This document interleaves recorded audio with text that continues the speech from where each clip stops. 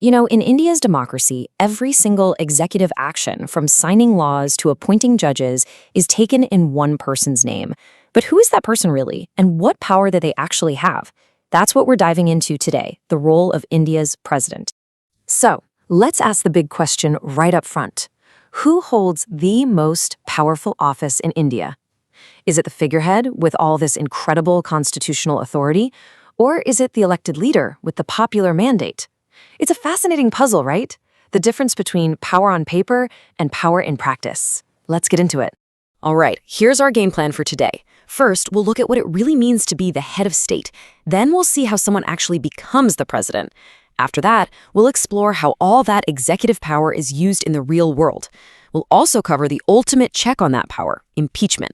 And finally, we'll meet the president's council. So, let's start at the very top, with the president's role as India's head of state.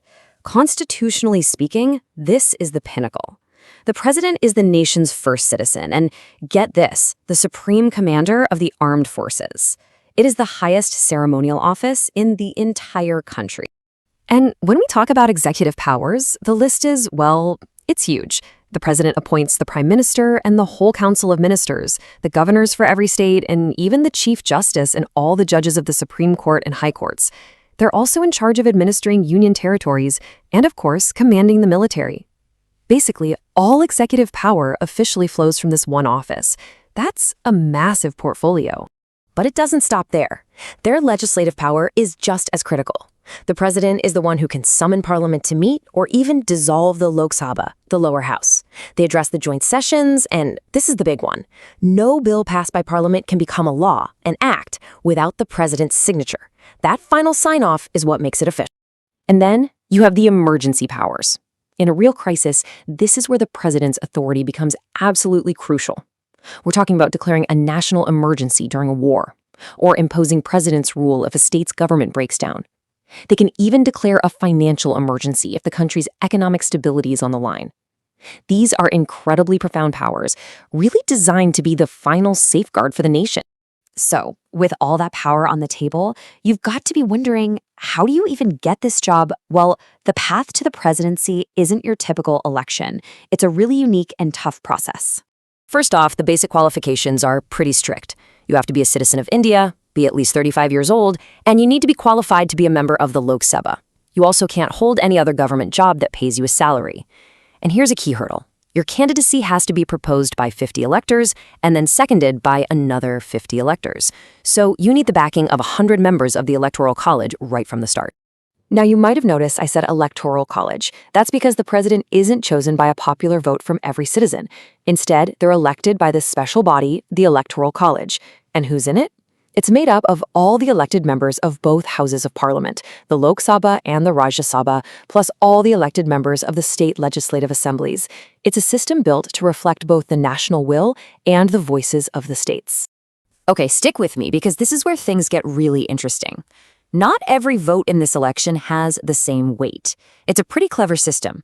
First, they figure out the value of a vote from a state legislator, an MLA. That's based on the state's population. Then they take the total value of all those MLA votes from across the country and divide it by the total number of elected members of parliament, the MPs. That gives you the value of a single MP's vote. It sounds complicated, I know, but it's a brilliant formula designed to perfectly balance the power between the states and the central government. But why go through all this trouble? Why not just have a direct election? Well, it all boils down to the very structure of India's democracy. The president is the constitutional or nominal head, but the real day-to-day executive power lies with the prime minister and their cabinet. If the president were also directly elected by the people, you could end up with two competing centers of power, which could lead to chaos. This indirect system makes sure the president represents the whole federal structure, the states and the union, without undermining the authority of the elected government that's actually accountable to parliament. So that brings us to the big question. How are all these incredible powers actually put into practice? Because the president isn't making these decisions all alone in a room. There's a very important advisory body that guides them. And this right here is the golden rule, the core principle of how the presidency functions.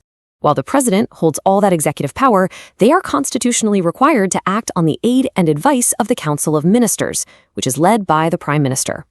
This is so important because it ensures that the decisions being made are ultimately coming from the representatives who are directly elected by and accountable to the people. But what if a president goes rogue? What if they overstep their constitutional bounds? Well, the Constitution has a built-in and very dramatic safety valve for that: impeachment.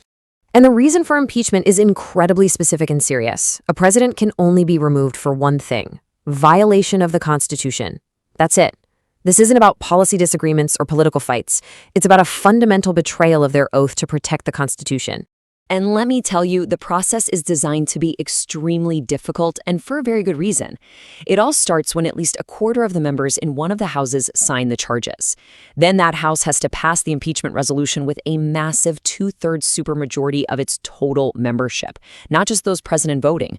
After that, the other house investigates the charges, and the president has the full right to appear and defend themselves. If and only if that second house also passes the resolution with that same 2/3 majority, the president is removed from office. It's such a high bar that so far in India's history, it has never, ever been crossed. Okay, so the president is obviously the main focus here, but they aren't the only major player in the union executive.